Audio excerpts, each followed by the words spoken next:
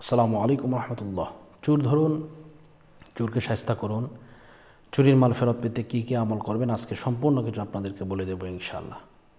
আল্লাহ পাক রব্বুল আলামিন পবিত্র কালামুল্লাহ শরীফের মধ্যে ৬,৬৬৬ আয়াত নাজিল করে দিয়েছেন। এর মধ্যে এখানে আয়াত আছে, যদি কেউ এই আয়াতি কারিমা যদি কেউ ১,১৫,০০০ মতান্তরে ১,৩০,০০০ বার যদি কেউ পড়ে, তাহলে যে চুর মাল নিয়েছে সেই চুর মাল ফেরত দিতে বাধ্য হবে। যদি সে মাল ফেরত না দেয়, তার গলা দিয়ে নাক দিয়ে রক্ত বের হবে। এটা নিয়ম কি পড়ার? নিয়মটা হচ্ছে, প্রথমে আপনার বিসমিল্লাহ সহ সূরা ফাতিহা একবার, বিসমিল্লাহ সহ সূরা ইখলাস ৩ বার, কয়েকবার দুরূদ শরীফ পাঠ করার পরে আপনি লা ইলাহা ইল্লা আনতা সুবহানাকা ইন্নী কুনতু মিনাজ জালিমিন এটা পড়া শুরু করবেন। এটি যখন ১০০ বার হয়ে যাবে, প্রতি ১০০ বার পরপর আপনাকে পড়তে হবে ফাস্তাজাবনা লাহু ওয়া নাজ্জাইনাহু মিনাল গাম্মি ওয়া কাযালিকা নুনজিল মুমিনিন।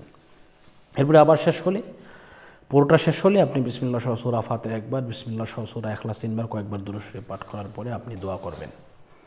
দেখবেন যে চোর মাল নিয়েছে সেই চোর মাল যদি ফেরত না দেয়, এটা আপনি অবশ্যই আল্লাহর কোরআনকে যদি বিশ্বাস করেন, তাহলে আপনার অবশ্যই মাল যে নিয়েছে সে ফেরত দিতে বাধ্য হবে।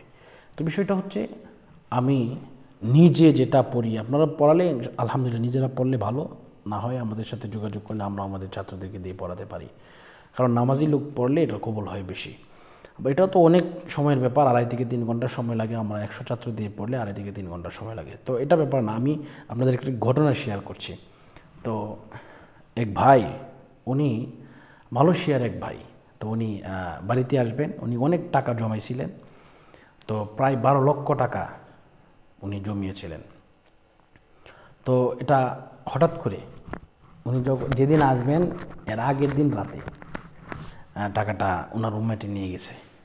তো উনি আমাকে ফোন করলেন, ফোন করে বললেন যে হুজুর, আপনি আমাকে করতে পারেন, এই ব্যাপারে সাহায্য করতে পারেন। তো পড়ে দিলাম, উনি সাথে সাথে উনি টাকাটা পেয়েছেন পরদিন রাতে। তো এটা আমরা কিছু না, আসলে আল্লাহ পাক সব কিছুর মালিক।